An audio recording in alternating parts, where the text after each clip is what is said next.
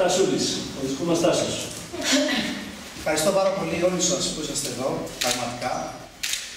Η αλήθεια είναι το να μιλήσω μπροστά στους συμπολίτες μου είναι κάτι που το κάνω πρώτη φορά και πραγματικά, αν με βλέπετε να κοιτώ τις σημειώσεις μου, χίλια συγγνώμη, αλλά είναι το άγχος του πρωτάρι. Θα ήθελα να ευχαριστήσω αρχικά τον κύριο Σάβα που μου έκανε την τιμή να με συμπεριλάβει στην αξιόλογη ομάδα που έχει δημιουργήσει με νέους ανθρώπους που προσπαθούν έμπρακτα για το κοινό καλό του τόπου μας. Μέσα σε αυτή την ομάδα, λοιπόν, μου δίνεται η δυνατότητα να συμβάλλω και εγώ με τις απόψεις, τις ιδέες και τις προτάσεις μου για να φτιάξουμε ένα Δήμο που θα μπορέσει να δώσει λύσεις στα προβλήματα των δημοτών, έτσι ώστε και εμείς να μπορούμε να ζούμε αξιοπρεπώς μέσα σε αυτόν.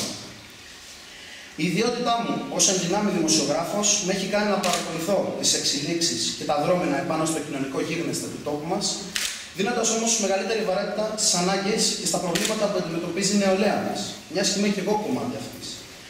Σε τέτοιους καιρούς κρίσης, οι νέοι αποστρέφονται την πολιτική και την απαξιώνουν ως ναό της διαφθοράς. Μήπως όμως είναι η κατάλληλη εποχή? Μήπως είναι η κατάλληλη εποχή για να αρχίσει ένας νέος να ασχολείται ενεργά με την πολιτική? Η εποχή μας επιτάσσει να γίνουμε πιο ενεργοί πολίτες. Και καλύτερη αφορμή από τις επερχόμενες αυτοδιοικητικές εκλογές δεν μπορεί να υπάρξει. Πρέπει να το παλέψουμε. Πρέπει να αναγεννηθούμε μέσα από τις τάχτες μας για να φτιάξουμε μια πιο δημιουργική και πιο παραγωγική Ελλάδα. Μια Ελλάδα που δεν θα αναγκάζει τους νέους της να μεταναστεύουν για ένα καλύτερο αύριο. Για να μπορέσουμε να το πετύχουμε αυτό, πρέπει να ξεκινήσουμε από τα χαμηλά. Πρώτα θα ασχοληθείς με το σπίτι σου, μετά με τη γειτονιά σου και κατ' επέκταση με το Δήμο και με τη χώρα σου. Η σημασία της συμμετοχής των νέων στα κοινωνικά δρόμενα, όχι μόνο των νέων στην ηλικία, αλλά των νέων σε ιδέες, είναι το σημαντικότερο κομμάτι για μια υγιή κοινωνία. Νέοι που απαλλαγμένοι από τα στενά όρια που επιτάσσουν τα κόμματα, θα πάρουν τις τύχες της ζωής τους στα χέρια τους. Πρέπει να τους αφήσουν, πρέπει να μας αφήσουν σαν νέοι που είμαστε. Σαφώς δεν υπάρχει καμία πρόθεση να αποκλειστεί από τον αγώνα μας η γενιά των γονιών μας και των παππούδων μας. Μακριά όμως από κόμματα και χρώματα που περιορίζουν στο ελάχιστο τη διάθεση για δημιουργία.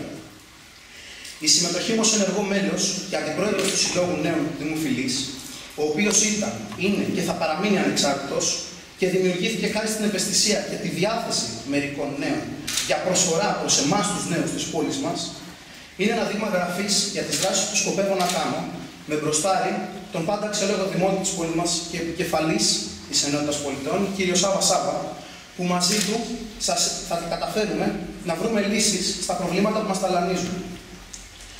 Ένα από αυτά τα προβλήματα είναι η μετακίνηση των φοιτητών της πόλης στις σχολές τους. Πραγματικά, αν δεν έχει κάνει κάποιος αυτές τις διαδρομές και αυτές τις αποστάσεις, δεν μπορεί να καταλάβει τις δυσκολίες. Οι δυσκολίες είναι και οικονομικής φύσεως και θέμα χρόνου. Κάνονται καθημερινά πραγματικά 3 πολύτιμες ώρες τουλάχιστον από το χρόνο των σπουδαστών στο πήγαινε ένα. Γιατί λοιπόν να μην έχουμε κι εμείς τα δικά μας πούλμαν ως φοιτητές?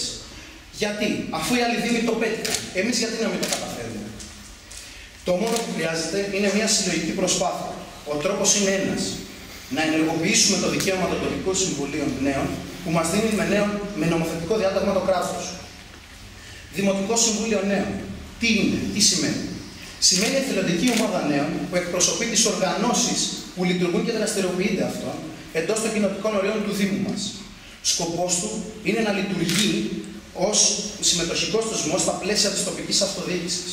Να αποτελεί βήμα έκφρασης για την νεολαία του Δήμου, ενθαρρύνοντας έτσι τη συμμετοχή των νέων στα κοινά.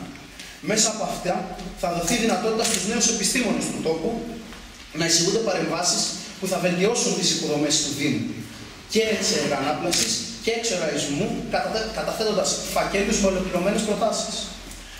Σκοπός της σημερινής μου παρουσίας, και συγχωρέστε με αν έχω κάποιο άνθρωπο συντάκτη πραγματικά, είναι να δηλώσω ότι υπάρχει από πλευράς μου η όρεξη, η διάθεση και η θέληση να προσφέρω τις υπηρεσίες μου σε αυτό το Δήμο. Για την καλύτερη ποιότητα ζωής όλων μας.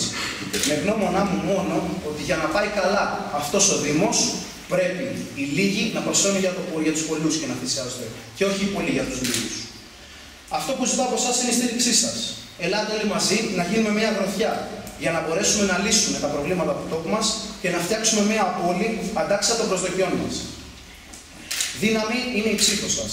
Σας ζητούμε να μας στηρίξετε, όλους μας, και κυρίως αυτόν τον άνθρωπο που έχω δίπλα, τον Σάβα, ο οποίος είναι ένας άνθρωπος με όραμα.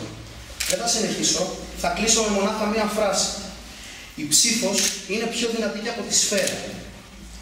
Με τη σφαίρα μπορεί να καταφέρει να σκοτώσεις τον εχθρό σου. Με την ψήφο όμως μπορεί και να σκοτώσεις τα όνειρα των ίδιων των παιδιών. Αυτή τη φράση την είπε ένας πολιτικός, με τον οποίο πιστεύω ότι μας δίνουν δύο κοινά στοιχεία.